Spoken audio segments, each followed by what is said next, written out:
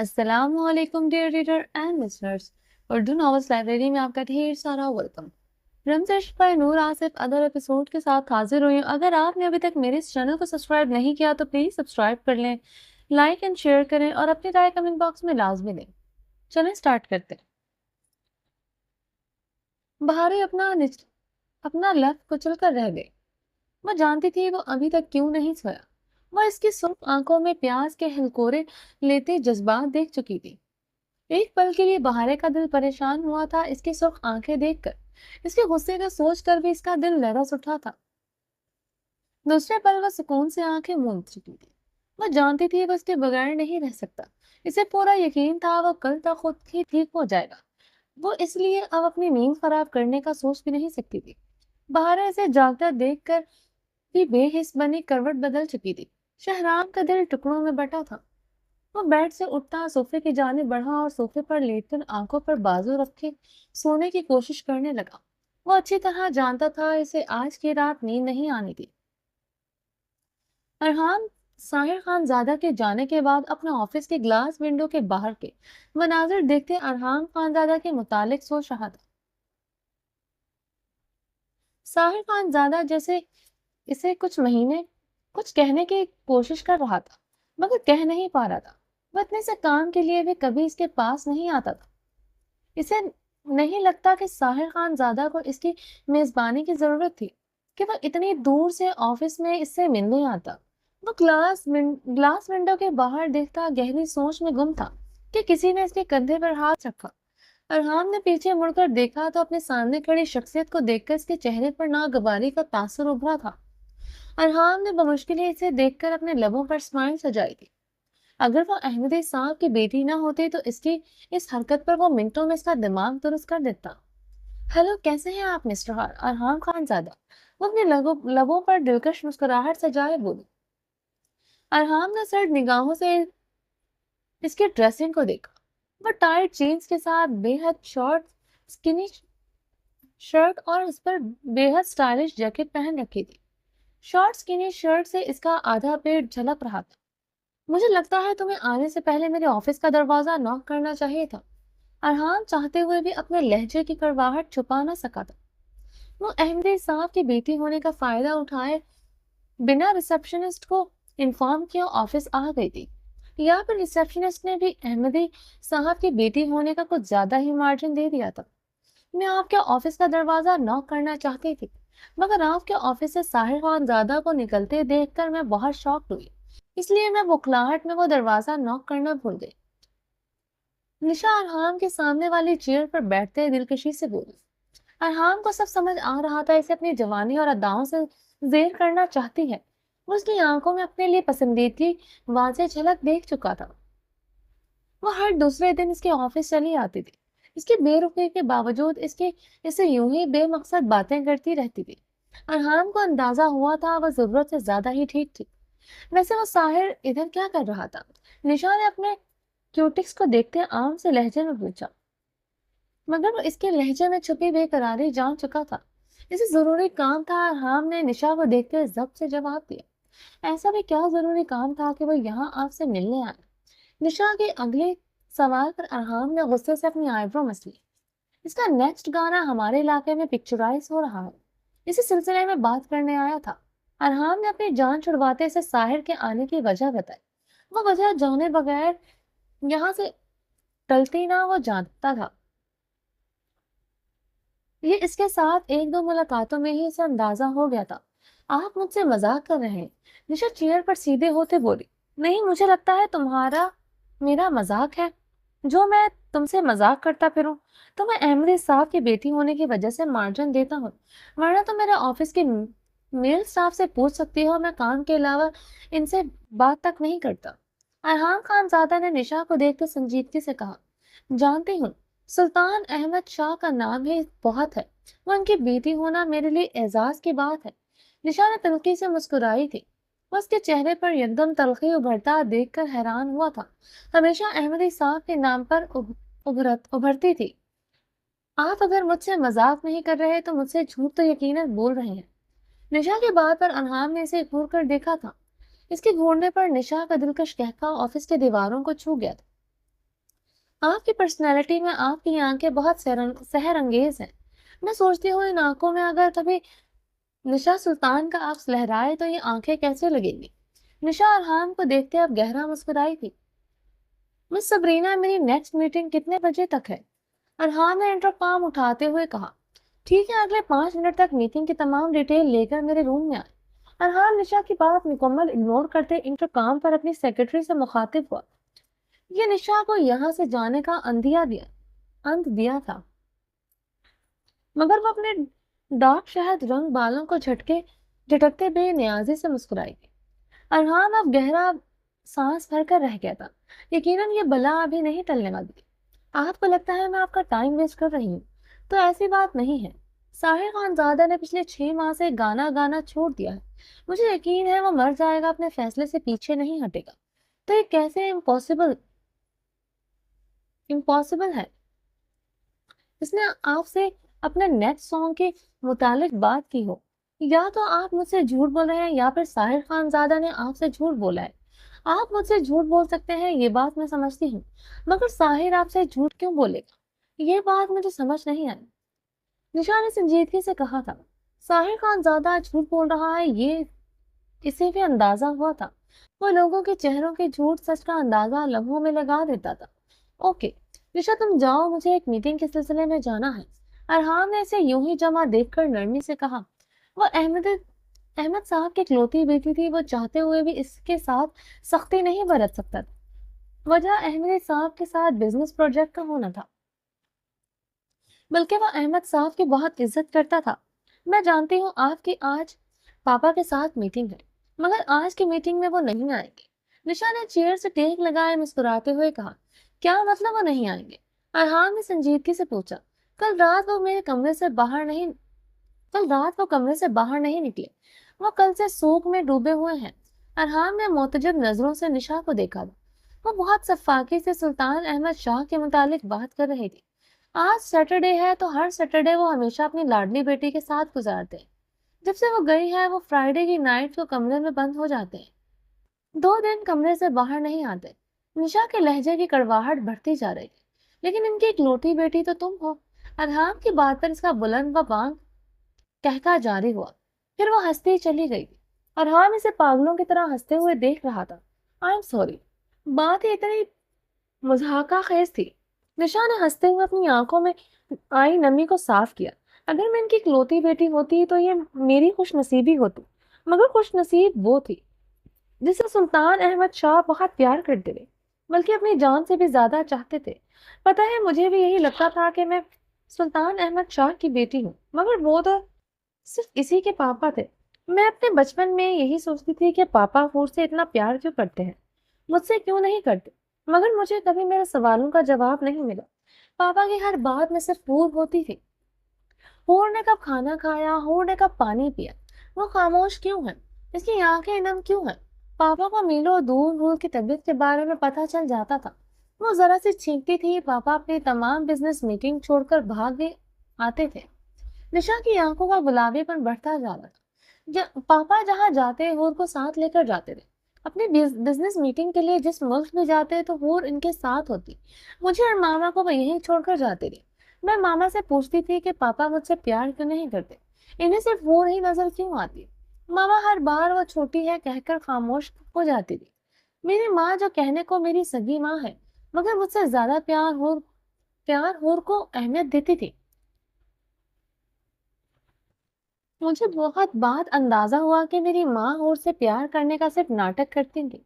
نشا استہزائیہ ہنسی تھی۔ اصل میں تو وہ مجھ سے پیار کرتی، لیکن کیا فائدہ اسی محبت کا، سارا پیار تو انہوں نے ہور کو دے دیا، چاہے دکھاوے کے طور پر ہی صحیح۔ میرے حصے میں تو کچھ نہ آئے، دکھاوے کا پیار بھی نہیں۔ نشا نے بھیگی آنکھوں سے ارحان کو دیکھتے یاسید بھرے انداز میں کہا۔ ہور کو میری ماں کے پیار کی ضرورت بھی کیا تھی؟ سلطان احمد شاہ تو ماں اور باپ دونوں تھے، بزنس کے پرنسس کی طرح پلی بڑھی ہے۔ وہ ذرا سے ناراض ہو جاتی تو پاپا گھنٹوں اس کے کمرے کے باہر کھڑے رہتے تھے۔ پاپا کے پاس ایکسٹرا چابی ہوتی تھی اس کے کمرے کی، مگر وہ گھنٹوں دروازے پر کھڑے اسے مناتے تھے۔ وہ اندر سے روتے ہوئے چیختے ہوئے انہیں باتیں سناتی تھی۔ وہ بہت تحمل سے اس کی ہر بات کا جواب دیتے تھے۔ پھر پتا ہے کیا ہوتا تھا؟ وہ گھنٹوں انہیں سناتے ستانے کے بعد دروازہ کھول دیتی۔ پاپا مسکراتے ہوئے اسے کہتے ہو، آئی آلویز ول، میں نے تمہیں منا لیا۔ اور وہ منہ بناتے کہتی بھی، میں ابھی مانی نہیں ہوں، میں ابھی بھی ناراض ہوں۔ پاپا اس بات پر بہت ہنستے تھے۔ میں بھی ان سے ناراض ہوتی تھی، بہت ہوتی تھی۔ ہفتوں ان سے ناراض رہتی تھی، مگر انہیں کبھی میری خبر ہی نہیں ہو سکی۔ میں ان سے ناراض ہوں۔ ہر پراپرٹی، ہر چیز سے پور کے نام خریدی جاتی۔ نشا کی آنکھوں سے اب آنسو بہنا شروع ہو چکے تھے۔ میں ہور سے بہت نفرت کرتی ہوں، اتنی کہ میں بتا نہیں سکتی۔ اس نے وہ ہر انسان مجھ سے چھینا ہے جس سے میں محبت کرتی ہوں۔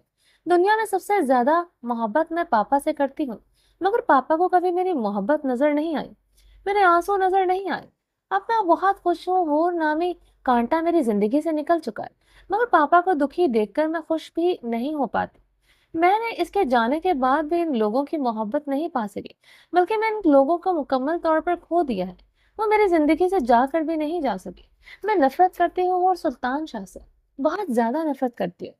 نشا کی آنکھوں میں اب چنگاریاں پھوٹ رہی تھی۔ ارحان کو سمجھ نہیں آ رہا تھا اس پر ترس کھائے یا پھر اس سے ہمدردی کرے۔ اسے سمجھ نہیں آ رہا تھا اس کی نفرت کا جواز تھا یا بلا وجہ تھی۔ ارحان کو اس کی نفرت سے کچھ لینا دینا نہیں تھا۔ ارحان شاہ اس کے بولے گئے آخری چند الفاظ سنتے ہوئے وہ پریشانی سے چیر پر پہلو بدلتے سیدھا ہوا تھا۔ اور سلطان شاہ، ارحان کے لبوں سے لفظ ٹوٹ کر ادا ہوئے۔ نہیں، یہ کیسے ہو سکتا ہے؟ اس کا نام تو ہور سلطان احمد ہے، یہی نام نکاح نامے پر درج تھا۔ اس نے تو کہا تھا اس دنیا میں کوئی نہیں، اور احمد صاحب اتنے طاقتور، اتنے ریچسٹ مین ہے۔ ہور کا تعلق کیسے ہو سکتا ہے؟ وہ مجھے مردان کی سڑکوں پر ملی تھی۔ سلطان احمد شاہ کی بیٹی اس طرح اجڑی بکھری حالت میں نہیں، یہ ایک امپاسبل بات ہے۔ وہ اپنے ہی سوچوں کو جھٹلا چکا تھا۔ ارحان نشا سے ایکسکیوز کرتا آفس سے باہر نکل آیا تھا۔ حیدر سرخ سپاٹ چہرے اور جارحانہ تیور لیے دروازہ دھاڑ سے کھولتے کمرے میں داخل ہوا تھا۔ فرشتے جو ابھی بھی کمرے میں آئی تھی بیڈ سے اٹھتی حیدر کی جانب بڑھی، مگر حیدر خان کا سرخ و سفید چہرہ دیکھ کر وہ کمرے کے وسط میں رکی تھی۔ وہ اس وقت سفید کڑھائی والے خوبصورت اسٹائلش سے سوٹ میں ملبوس تھے، جس پر ریڈ کلر کا نیٹ کا دوپٹہ اوڑھ رکھا تھا۔ بالوں کو سمپل سی لوز سی چٹیاں میں ملبوس کیا ہوا تھا۔ بغیر میک اپ کے، بنا کسی زیبائش کے وہ ان کے سامنے کھڑی تھی۔ وہ سارا دن ملکجے سے حلیے میں کچن میں کام کرتی رہتی تھی۔ حیدر خان کے آنے کا وقت تھا، اس لیے وہ تیار ہوئی تھی۔ کیا ہوا خان؟ حیدر کے جارحانہ تیور دیکھتے وہ بری طرح گھبرا۔ مورے کی طبیعت آج سارا دن خراب رہی، تم نے انہیں پوچھا تک نہیں؟ حیدر خان نے فرشتے کو گھورتے سخت لہجے میں پوچھا۔ مجھے نہیں پتا خان، ان کی طبیعت خراب ہے۔ میں تو کچن کا کام کر رہی تھی، اوس گول کی سہیلیوں کی دعوت تھی، میں ان کے لیے کھانا بنا رہی تھی، فرشتے نے بھیگے لہجے میں وضاحت دی۔ حیدر کا خشک خردرا لہجہ برداشت نہیں ہو رہا تھا۔ اس نے ایک مرتبہ بھی اس کی طرف نہیں دیکھا تھا۔ وہ اسے پسندیدہ لباس پہنے ہوئی تھی۔ شادی کے بعد یہ آج پہلی مرتبہ تھا وہ اس سے اس طرح سرد لہجے میں باز پرست کر رہا تھا۔ آج مورے سارا دن کمرے سے باہر نہیں نکلی، تم نے ان کا پتہ بھی نہیں کیا۔ تمہیں اتنا تو احساس ہونا چاہیے تھا وہ کمرے سے باہر نہیں آئے تو تم کمرے میں جا کر جھانک لو۔ حیدر خان نے سرد سپاٹ چہرے لہجے میں استفسار کیا۔ خان، میں نے اوس گل کے ہاتھ کھانا بھجوایا تھا۔ اوس گل ان کے ساتھ کمرے میں ہی تھی تو مجھے خیال نہیں آیا۔ اوس گل، تم بند کرو گے یہ اوس گل نامہ؟ میری بیوی ہو یا پھر اوس گل؟ حیدر خان یکدم دھاڑا تھا۔ فرشتے حیدر خان کی دھاڑ پر لرز اٹھی تھی، آنکھیں شدت گریا سے بھیگ اٹھی تھی۔ مورے کی بہو ہو تم، اس لیے ان کی ہر کام کی ذمہ داری تم پر ہے، مجھے اوس گل سے کچھ لینا دینا نہیں، سمجھ آئی میری بات؟ حیدر خان اس کی بھیگی آنکھوں پر قہر بار نگاہ ڈالتے بولا۔ جی، فرشتے نے نظریں جھکائے کہا۔ حیدر کچھ پل اسے قہر بار نگاہوں سے گھورتا، پھر دروازہ دھاڑ سے کھولتا باہر نکل گیا۔ فرشتے کب سے بیڈ پر بیٹھی حیدر خان کا انتظار کر رہی تھی۔ رات کے 12 بج رہے تھے، وہ ابھی تک کمرے میں نہیں آیا تھا۔ فرشتے کی آنکھیں رو رو کر گلابی ہو چکی تھی۔ ناک گال سرخ ہو رہے تھے۔ حیدر خان کی ناراضگی اس کی جان پر بن رہی تھی۔ وہ کمرے میں ابھی تک نہیں آیا تھا، اس کا نازک دل سوکھے پتے کی مانند کانپ رہا تھا۔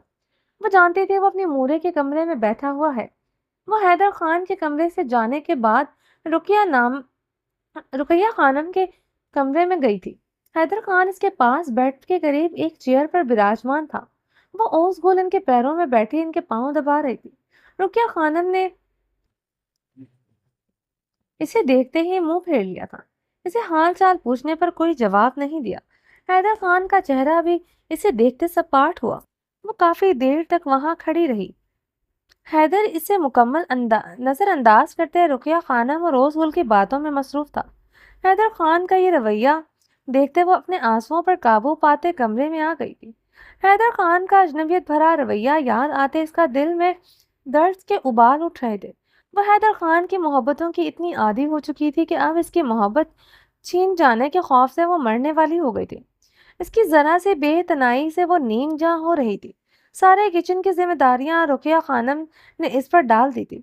برتن تک دھونا اس کی ذمہ داری تھی۔ کچن میں کوئی بھی ملازمہ اس کا ہاتھ نہیں بٹاتی تھی۔ مختلف انواع اقسام کے کھانے بنانا، مردانے میں آئے ہوئے مہمانوں کے چائے کھانے کا انتظام کرنا، سب اس کی ذمہ داری تھی۔ صبح سے رات ہو جاتی تھی اسے کام کرتے ہوئے۔ رات بھر حیدر خان کی شدتیں برداشت کرتے۔ کب صبح ہوتی تھی اسے پتہ نہیں چلتا تھا۔ صبح 7 بجے سے پہلے وہ کچن میں موجود ہوتی تھی۔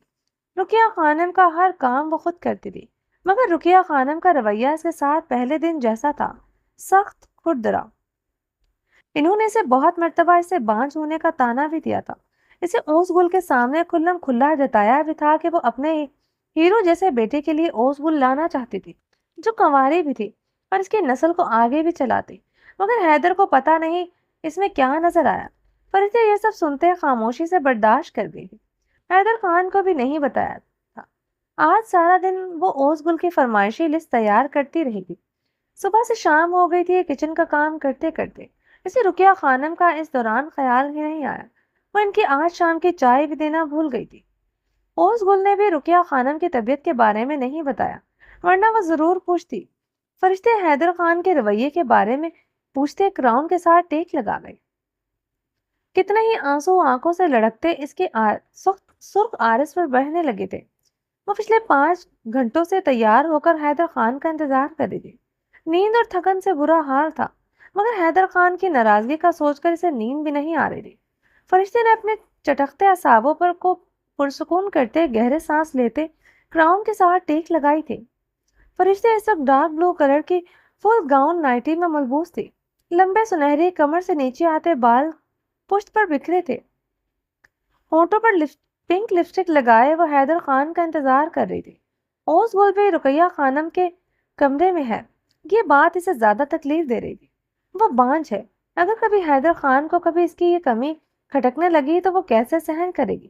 اگر حیدر نے دوسری شادی کر لی تو حیدر خان کی محبتوں میں کسی اور کی شراکت کیسے برداشت کرے گی؟ فرشتے کی آنکھیں یکدم تکلیف سے جلنے لگی تھی۔ شاہ نواز کے لیے کیے ہوئے جانوروں سے بھی بدتر سلوک کرنے پر اسے اتنی اذیت نہیں ہوئی تھی جتنے حیدر خان کے کچھ گھنٹوں کی بے رخی اور ناراضگی نے دے دی تھی۔ وہ اس کے دل و جان کا مالک تھا، اس کی اتنی سی بے رخی بھلا کب برداشت ہونی تھی؟ دروازے کے کلک پر آواز پر فرشتے نے جلدی سے اپنے آنسو صاف کیے۔ وہ بیڈ سے اٹھتے حیدر خان کی طرف بڑھی۔ آپ کے لیے آرام دہ کپڑے نکال دو، فرشتے نے حیدر خان کے قریب جا کر کہا، جو ڈریسنگ کے آگے کھڑے ہو کر اپنی رسٹ واچ اتار رہا تھا۔ کوئی ضرورت نہیں ہے، میں خود لے سکتا ہوں، فرشتے پر بنا کوئی نظر ڈالے خشک لہجے میں کہا۔ وہ اپنی شال کندھوں سے اتارتے بیڈ پر اچھالنے ہی لگا تھا، جسے فرشتے نے اس سے نرمی سے تھام کر اس کی تہہ لگائی۔ حیدر خان نے چٹنی سی نظر اس پر ڈالی تھی۔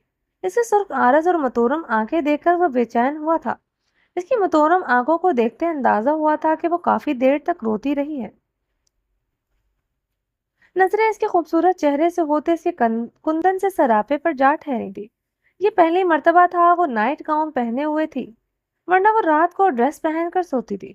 اس کی ناراضگی پر اس نے اتنی تیاری کر رکھی تھی۔ حیدر خان کی گہری نگاہیں اس کی پشت پر بکھرے سنہری بالوں پر تھی۔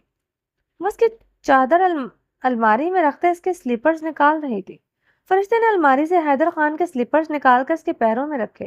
حیدر خان اس پر گہری نظر ڈالتا واش روم کی طرف بڑھ گیا۔ حیدر خان ٹراؤزر اور ٹی شرٹ میں ملبوس باہر آیا تو فرشتے بیڈ پر بچھی چادر ٹھیک کر رہی تھی۔ حیدر خان کو بکھرا کمرہ اور بیڈ پر ایک سلوٹ پسند نہیں تھی۔ وہ اس بات کا پورا خیال رکھتی تھی کہ کمرے میں کوئی چیز ادھر سے ادھر نہیں ہوتی تھی۔ حیدر خان بیڈ کی طرف بڑھتے، بیڈ کراؤن کے ساتھ ٹیک لگائے، تکیہ کمر کے پیچھے سیٹ کرتے نیند دراز ہوا تھا۔ سامنے لگی LED کو ریموٹ سے آن کیا۔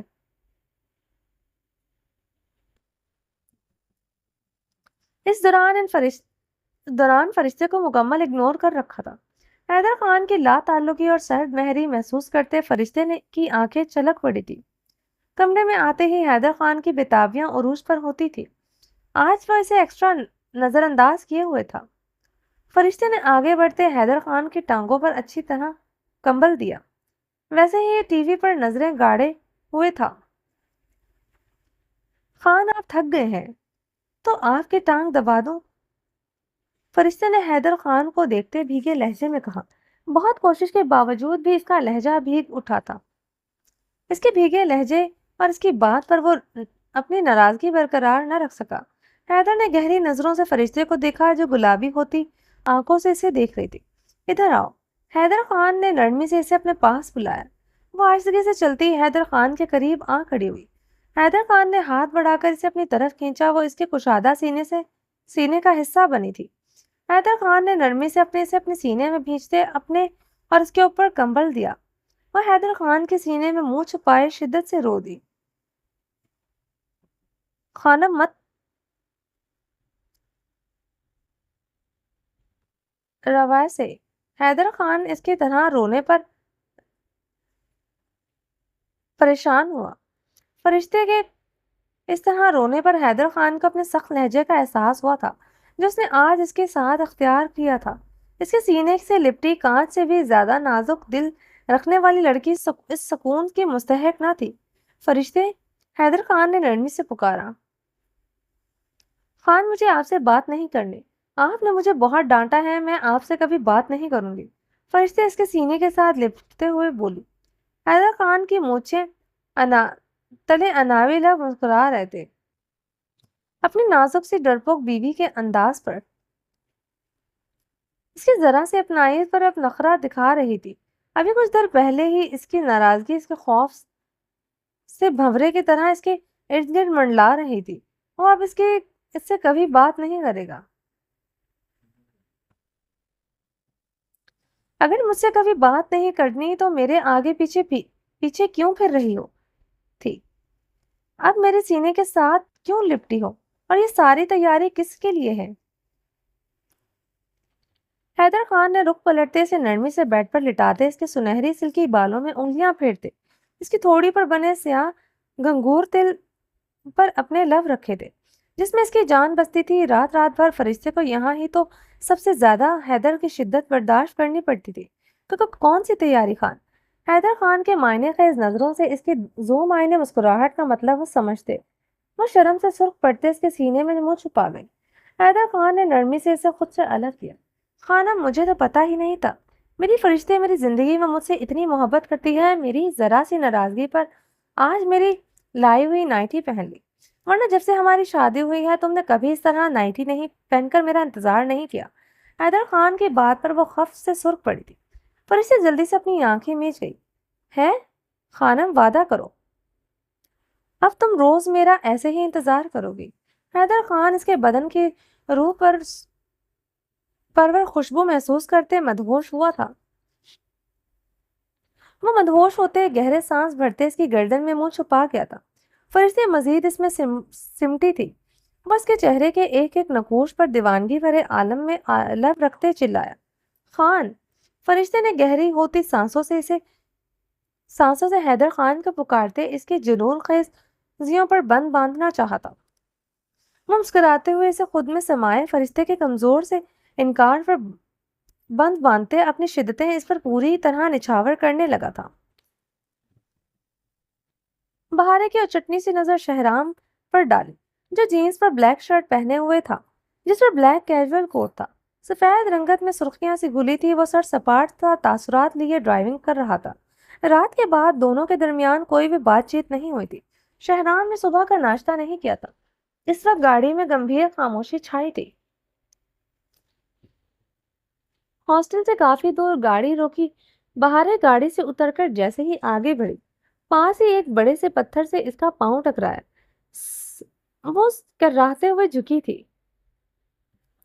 پاؤں کے انگوٹھے کا ناخن بری طرح ٹوٹ گیا تھا۔ درد سے بہارے کی آنکھوں سے آنسو ہوئے۔ شہرام یہ دیکھتا جلدی سے گاڑی سے نکلا۔ کیا ہوا بہارے؟ وہ پریشانی سے کہتے اس کے قدموں میں پنجوں کے بل بیٹھا تھا۔ بہارے درد سے کراتے ہوئے وہ مشکل ہی اپنے قدموں کا سہارے کھڑی تھی۔ شہرام نے اس کے پاؤں کو ہاتھ لگایا تو وہ زوروں قطار رونا شروع ہو گئی۔ شہرام رہنے دو، میں خود دیکھ لوں گی، مجھے بہت درد ہو رہا ہے۔ وہ روتے ہوئے بمشکل بولی۔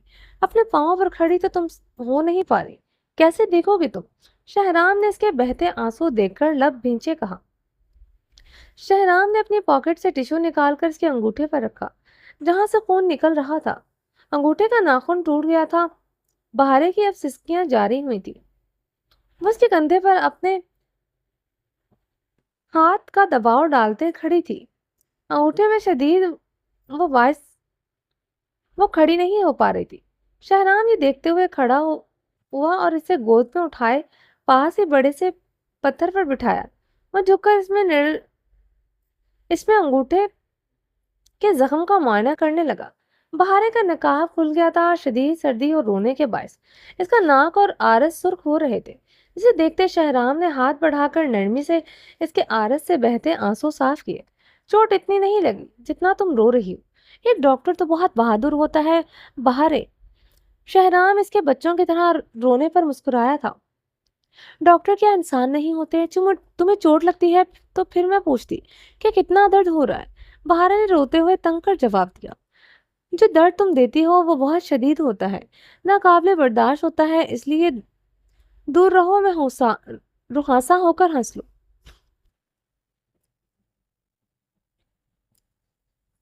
وہ بہارے کے خوبصورت چہرے کو دیکھتے سادگی سے بولی، میں نے تمہیں کبھی کوئی درد نہیں دیا، میرا ساتھ تمہاری خواہش تھی، میری نہیں۔ بہارے کی بے رحم جواب پر وہ سنجیدگی سے کچھ پل اسے دیکھتا رہا، پھر اسے اسی درد دے چکی تھی، اس پر ستم یہ تھا کہ اسے احساس ہی نہیں تھا۔ بہارے ان کی سنجیدہ نگاہوں سے نظریں چراتے ساتھ بہتے دریا کو دیکھنے لگی۔ وہ لوگ ہاسپٹل سے تھوڑا دور تھے۔ بہارے کی خواہش پر وہ اسے ہاسپٹل سے تھوڑا دور ڈراپ کرتا تھا،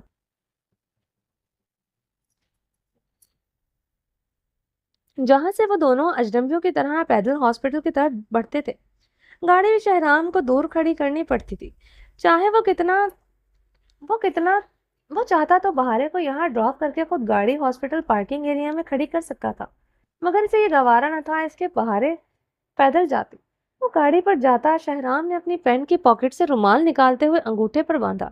یہ بھی رومال باندھ رہا ہوں، اندر جا کر ڈاکٹر انیزے یا ڈاکٹر باہم سے ڈریسنگ کروا لینا اور پین کلر بھی لے لینا، درد ختم ہو جائے گا اور آج کے دن تم ریسٹ کر لینا، ہاسپٹل سٹاف میں یا پھر میرے آفس میں ریسٹ کر لینا۔ شہرام کھڑا ہوتا سنجیدگی سے بولا، میں سٹاف روم میں کچھ دیر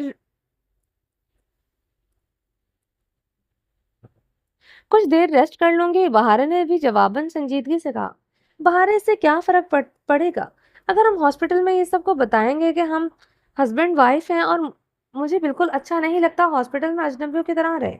شہرام نے بہارے کو دیکھتے کہا، جو پتھر بنی بیٹھی تھی، اپنے زخمی پاؤں کو دیکھ رہی تھی۔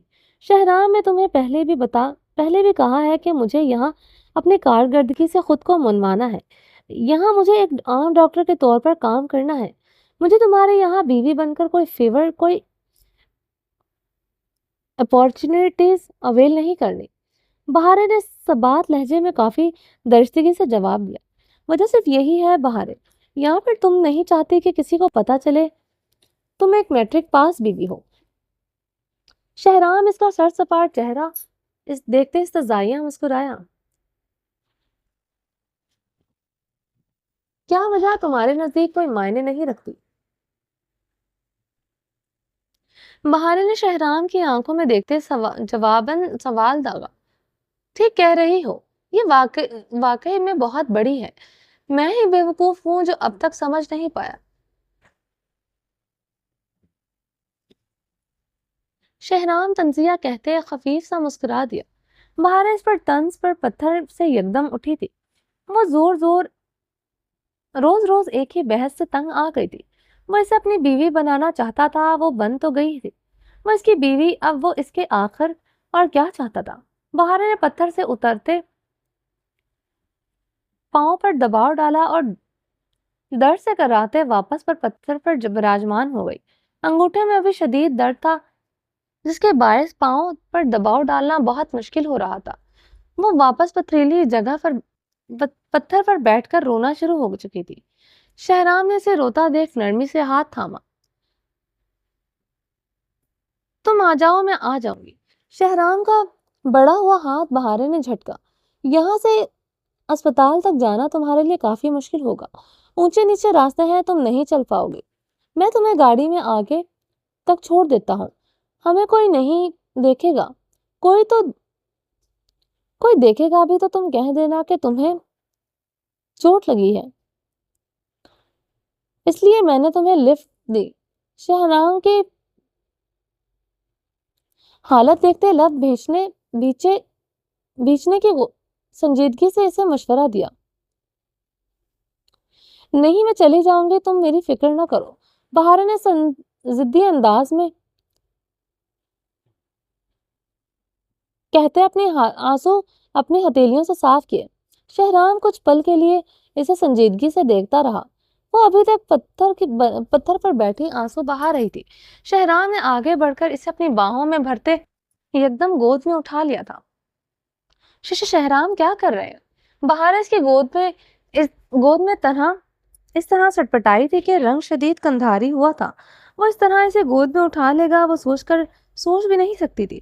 تمہیں گاڑی میں میرے ساتھ نہیں جانا تھا، یہی سب کے بیسٹ آپشن تھا۔ میرے پاس آ کر تمہیں اپنی گود میں اٹھا لوں، شہرام سنجیدگی سے کہتا آگے بڑھا تھا۔ شہرام کوئی دیکھ لے گا تو کیا کہے گا؟ کچھ تو شرم کرو۔ بہارے اس کے سینے میں منہ چھپاتے روحاں ہوتی بولی۔ میں بہت بے شرم ہوں اور تمہارے معاملے میں ازالے درجے کا ڈھیٹ بھی ہوں، یہ تم اچھی طرح جانتی ہو۔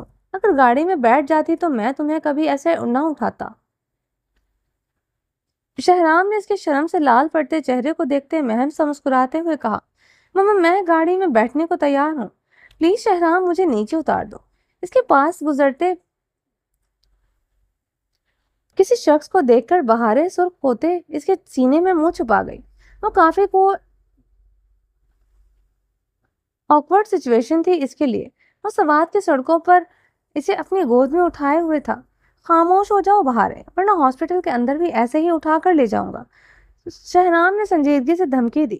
بہارے اس کی شرٹ مٹھیوں میں دبوچے اس کے سینے میں منہ چھپا گئی تھی۔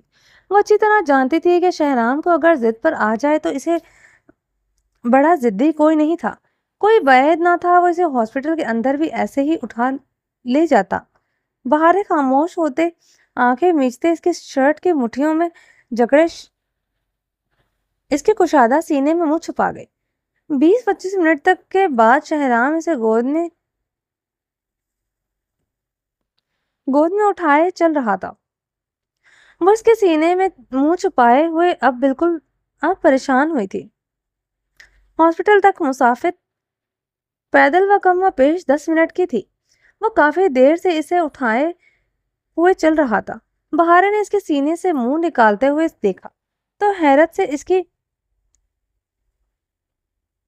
آنکھیں کھل گئی تھی۔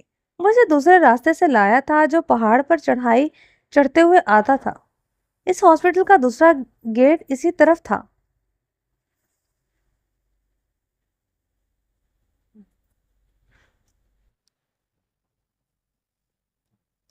یہ راستہ خطرناک تھا اور مشکل تھا، اس لیے یہاں کے لوگ کم ہی آتے تھے۔ ابھی بھی یہاں آس پاس کوئی نہیں تھا۔ بہارے نے شہرام کو دیکھا جو اتنی دور سے اسے گود میں اٹھائے ہوئے آیا تھا۔ اس کی سفید رنگت اتنے خطرناک اور اوپر نیچے راستے پر چلتے سرخ ہو گئی تھی، اور وہ سانس بھی اب پھولنا شروع ہو گئی تھی۔ آسان نہیں تھا اسے گود میں اٹھا کر ایسے راستوں پر چلنا۔ بہارے ایک ٹک اسے کے جا رہا تھا۔ کیا ہوا ہے سر؟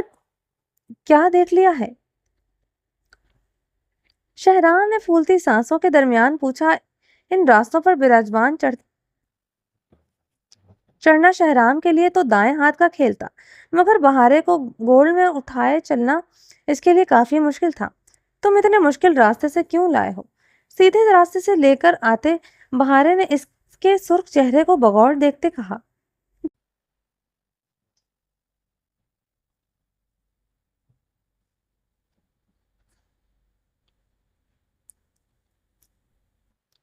جو سردی کی شدت سے اتنی چڑھائی چڑھنے کے پر شدید سرخ ہو رہا تھا۔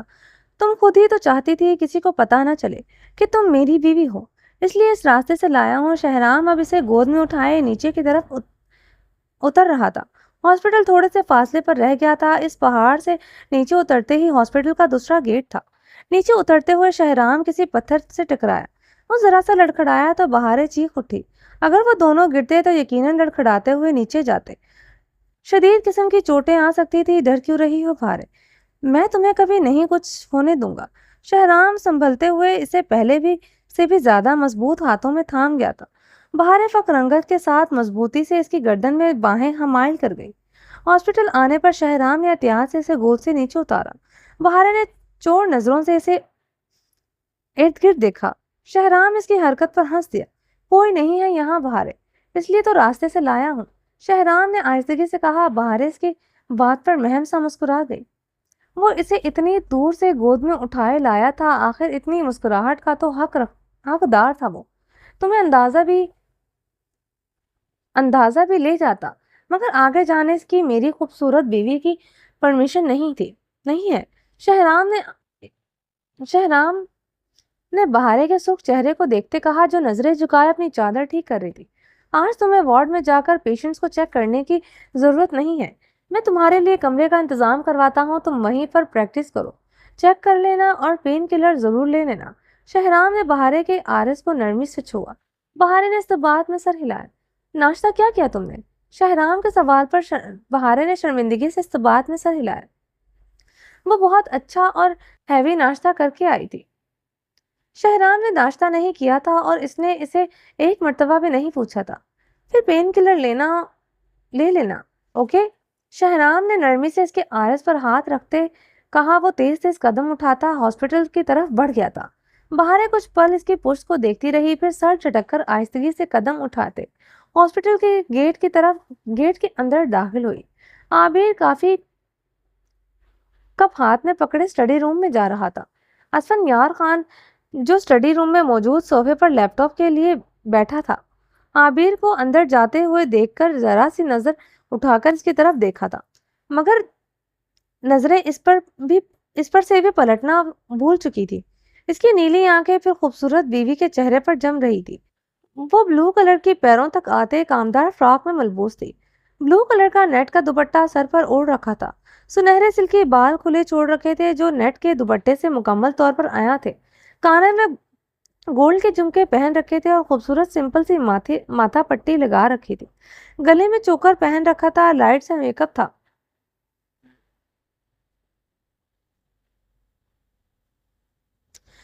لائٹ سے میک اپ کیا وہ بے حد انتہا خوبصورت لگ رہی تھی۔ اسفندیار خان گہری نظریں اس کی ہیزل گرے آنکھوں پر جمی تھی جس میں کاجل کی باریک تہ تھی۔ عابر نے اسفندیار خان کو ایک نظر سے دیکھتے کافی کا کپ کے سامنے ٹیبل پر رکھا۔ عابر نے اسفندیار خان کو ایک نظر دیکھتے کافی کا کپ اس کے سامنے ٹیبل پر رکھا۔ عابر کے دیکھنے پر اسفند نے سٹپٹاتے ہوئے اپنی نگاہوں کا زاویہ بدلا تھا۔ وہ مکمل طور پر لیپ ٹاپ کی طرف متوجہ ہوا جو کہ اس کے لیے انتہائی مشکل ہوا تھا۔ اب وہ پچھتا رہا تھا، آخر کیا ضرورت تھی اسے ایک نظر بھی دیکھنے کی۔ اسے لیپ ٹاپ کی اسکرین پر کچھ پلوں کے لیے نظر آنا بند ہو گیا تھا۔ اتنی مکمل خوبصورتی دیکھ لینے کے بعد آنکھوں کو کچھ اور دیکھنا کہاں گوارا تھا۔ عابر کپ ٹیبل پر رکھتے دروازے کی جانب بڑھے۔ اسفندیار خان اپنی مٹھیاں دبوچ کر رہ گیا۔ اس کی بے اتنائی برداشت نہیں ہوئی تھی۔ وہ اتنا تیار کیوں ہے؟ وہ بے چین ہوا۔ عابر اسفندیار خان نے اسے سرد لہجے میں پکارا۔ جی۔ عابر نے مڑ کر اسفندیار خان کی طرف دیکھا۔ اس کی ہیزل گرے آنکھوں کو دیکھتے اسفندیار خان کی دھڑکنیں بری طرح منتشر ہوئی تھی۔ باکس ریکس میں باکس ایڈجسٹ کر کے دودھ رکھ دو، بکھری پڑی ہے۔ اسفند حکم دیتا لیپ ٹاپ کی طرف متوجہ ہوا۔ اس کا ایسے تیار ہو کر باہر جانا پسند نہیں آیا، اس لیے اسے یہیں روکنا چاہیے تھا۔ عابر اسفندیار خان کی بات پر دروازے پر ٹھہر گئی تھی۔ اسے اسٹل کھڑے دیکھ کر اسفند نے معتجب نظروں سے دیکھا۔ کیا ہوا ہے؟ وہاں کیوں کھڑی ہو؟ جو کہا ہے وہ کرو، اسفند نے اسے گھورتے ہوئے کہا۔ وہ اسے بظاہر تو سرد نگاہوں اور لا تعلقی سے دیکھ رہا تھا، مگر اس کی نگاہوں میں کافی گہرائی اور استحقاق تھا۔ وہ کچھ ہی پلوں میں اپنی بیوی کا اوپر سے نیچے تک اچھی طرح معائنہ کر چکا تھا۔ عابر خاموشی سے بک ریک کی طرف بڑھ گئی۔ اسفند لیپ ٹاپ سے نظریں ہٹا کر عابر کا اب تفصیلی سے معائنہ کر رہا تھا، جو بک ریک میں بکس رکھ رہی تھی۔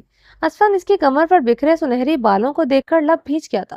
وہ یقیناً اسے کافی دینے کے لیے تو اتنا تیار ہو کر نہیں آئی تھی۔ اس وقفے سے چائے کافی ہوتی تھی جو عابر اس کے بنا کہے اس کے لیے کافی لے آتی تھی۔ چلیں جی، باقی کا نیکسٹ ایپیسوڈ میں کنٹینیو کریں گے۔ اگر آپ نے ابھی تک میرے اس چینل کو سبسکرائب نہیں کیا تو پلیز